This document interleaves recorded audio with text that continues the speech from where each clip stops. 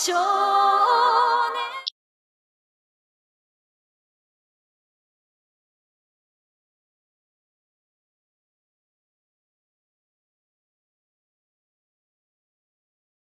Y de repente esta parte de individuo, imagen, cómo me proyecto con los demás, cómo me ven los demás, en esta segunda revisión, o no sé cuánta, que ya hicimos de Evangelion, que lo hemos guardado ahí durante 20 años, que lo hemos estado viendo paulatinamente, y verlo ahorita, a mí en lo particular me hizo pensar mucho en nuestra imagen en redes sociales, en toda esta visión que construimos de nosotros mismos, y en realidad nuestro verdadero propósito en la vida, ¿no? ¿Qué queremos aparentar? ¿Dónde vamos a ser? ¿Dónde vamos a estar? ¿Y cómo vamos a actuar ante nosotros mismos? Ya no ante una amenaza que nos viene a destruir como humanidad, sino yo mismo ante los demás, cómo voy a desenvolverme. Y bueno, esta parte me pareció un punto culminante, decir, ¿no? El individuo, y sobre todo en este entorno que decíamos de nuevas tecnologías, qué papel tiene en esta construcción de la imagen. Y de repente una relación comienza cuando en Facebook le pones que andamos, ¿no? Y si no, no vale el noviazgo, ¿no? No es noviazgo, no está en tu timeline, ¿no? Entonces nunca lo viviste. Y también cuando tu pareja comenta algo, le pone un like, ¿no? ¿Por qué le diste un like? Fue como si haberle visto las nalgas, ¿no? O sea, y es motivo de divorcio, separación y terminar relaciones. Pero es una cuestión de imagen en una red social y todo esto. Y entonces el individuo en estos últimos, en este apartado cobra mucha importancia, siento yo, ¿no? Pido que opinemos sobre este tema y ya para pasar al último, al cierre. Bueno, la verdad es que en ese sentido la construcción del individuo, el individuo habría de devenir de un sujeto, en el mejor de los casos, porque estaba pensando, por ejemplo, el caso de Shinji y Asuka son perfectamente neuróticos, ¿no? Ella es una histérica, pero sí by the book, y el otro un hijo de la obsesión. Sí, no, bueno. ¿Cómo reaccionan ante esta imagen del mundo que tienen, esta imagen de sí mismos, y cómo la enfrentan cuando se desacompleta? Pensemos Asuka. Es que si no soy la mejor de los pilotos, entonces no soy nadie. Ok, deal with it. Creo que el reto que tiene Asuka como personaje es ese. O sea, cómo se está construyendo ella, ya tiene una imagen que le desacompletan y no puede lidiar con ello. Shinji, ¿por qué le saca de onda que el ángel le diga, es que me quiere? No, espérame, en mi imagen de mundo, en mi imagen de yo, nadie me quiere. Le está haciendo ruido. ¿Cómo rebasa eso? Caso contrario, Rey. Rey en su papel de objeto favorito de Ikari es una muñeca como la muñeca Olimpia de Hoffman, en El Hombre de Arena, donde ella va a hacer lo que todos los demás dispongan de ella, e incluso sacrificarse. En algún momento, no me acuerdo si fue Asuka, fue Shinji, y no fue Asuka. Dice, entonces, ¿qué? Si este mono te dice que te mates, ¿te vas a matar? Ay, que va del elevador. Ahí, en Rey no estamos viendo ni siquiera un sujeto con posibilidad de devenir individuo.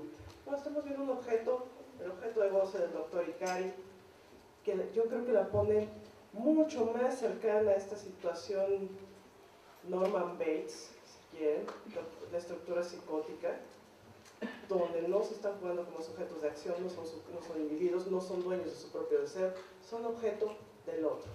Y que además es una posición muy cómoda, ¿no? El otro es el responsable porque el otro me lo hizo hacer. En ese sentido creo que mucho de lo que va Hideaki es retratar este proceso de cómo duele pasar de la posición de objeto. Quiero que mi papá me quiera, y si mi papá no me quiere, pues bienvenido a la condición humana, muévete y sé individuo. Creo que eso lo transmite muy bien, creo que lo representa muy bien.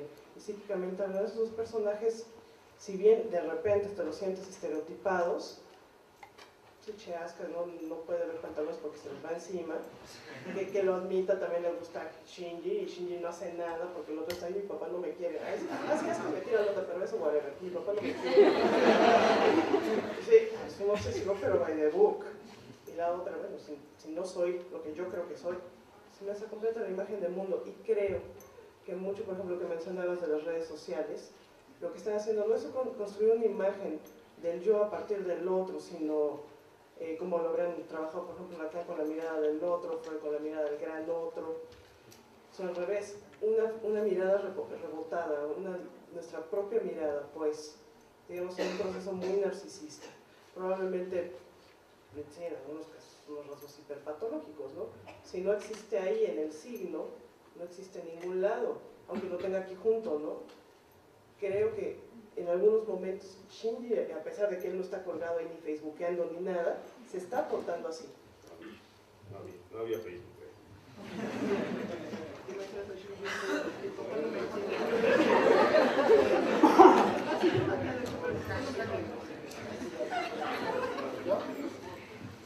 Bueno, pues a mí sí me pegó directo al cocoro en su momento. De hecho, creo que hay una apuesta muy interesante ahí, y creo que me estoy adelantando un poco a los aplausos. Creo que apela a la individualidad de nuestra propia, las falencias, digamos, que psicomotrizmente tenemos, que individualmente tenemos, nuestras pulsiones, pasiones y latencias o cuestiones manifiestas, y personalmente la serie nos resuelve algunas cosas, al menos fingimos que nos resuelve un poco, ¿no? Bueno, eso aparte de este rollo, ¿no? Yo quisiera rescatar para este pequeño análisis en este sentido un texto de Jean-Paul Sartre que se llama A Puerta Cerrada. Es una obra de teatro corta que él escribió con motivo de conocer al individuo, conocer la conciencia y conocer la identidad. Y en esta obra rápidamente justamente define que el infierno son nosotros. 3 personas en un cuarto solas, obviamente van a tener lazos y nexos en un momento y después el otro se va con el otro, luego hacen el triángulo amoroso y después cada quien por su lado, y todos se dan cuenta de que el infierno es la conciencia del otro y la manifestación del propio yo a través del otro, ¿no? El cómo yo creo que el otro está pensando que yo estoy pensando que yo soy, algo así más o menos, ¿no? Es muy confuso en ese sentido. Bueno, y por otro lado a mí me encantaron aquí las imágenes, el juego que hace como otras películas que me recuerda, como Mind Game, juegos en donde la propia imagen nos va sugiriendo de manera simbólica cosas súper elevadas, ¿no? Y aquí nos damos cuenta de los recursos narrativos de la animación para romper esos esquemas, digamos, unidimensionales que otro tipo de fórmulas pueden hacer, ¿no? Y además hay algo muy interesante aquí, justamente que está en la misma oficina del propio Gendo, es el árbol de la vida, el Sefirot de la Cábala judía. Tiene 10 círculos que tienen 22 caminos y que todos ellos buscan, digamos, la liberación de la conciencia o la paz espiritual. De alguna manera las suertes que tiene Shinji a través de la experiencia de los demás que lo van regañando, tú no, güey, porque tú no sabes de esto, tú estás muy chavo, vete para allá, güey. Todo ese camino tiene que ver con esa propia dimensión de alguna manera, ¿no? Y justamente hay algo muy interesante, todo esto se asienta en un texto que la propia Gainax desarrolló, el famosísimo Red Cross Book. Es un libro que sacaron para los cines cuando ocurrió un efecto y un fenómeno muy particular. Yo lo tuve la oportunidad de ver en este momento, ahorita que ustedes estaban viendo la pantalla. Cuando estamos viendo Evangelion hay un fragmento en donde recrean gente que está viendo el cine y se ponen a pensar qué es lo que está pasando en ese momento en que su conciencia está suspendida, al menos de manera consciente, por supuesto, en otra cosa, ¿no? Estás pelando otras cosas. ¿Estás ahí? ¿No estás ahí? ¿Estás conmigo? ¿En dónde estás? ¿Estás en el Facebook mientras me hablas? Y creo que hay parte de esta misma resolución a través de la trama, ¿no? Bueno, esa es mi intervención. Pequeña anécdota personal, cuando yo vi este anime, yo estaba como Shinji, así que así como una caricatura me puede entender más que los humanos que me rodean, entonces ahí es cuando el anime me salvó, básicamente. Y pues eso, o sea, básicamente es decir, ya sea por hechos de que no había presupuesto, etc., que qué interesante que hayan apostado por esto, ¿no?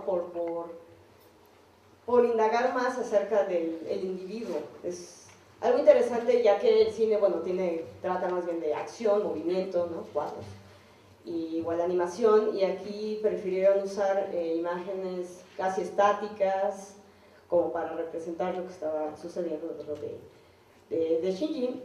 Y aquí, bueno, el individuo es también la construcción de lo que es la falta en el otro, es decir, la mirada de este gran otro, Por ejemplo, en el caso de una histérica, digamos, el estallido teatral, ¿no? Se ponen locas, sería la identidad imaginaria. Quiere, por ejemplo, parecer deseable, pero esto es totalmente incompleto, ya que falta el factor simbólico de la trama. ¿Para quién? Siempre es la pregunta del para quién se hace, para quién se actúa, para quién, qué es deseable. Y es evidente que para el otro siempre con esta O mayúscula, ¿no?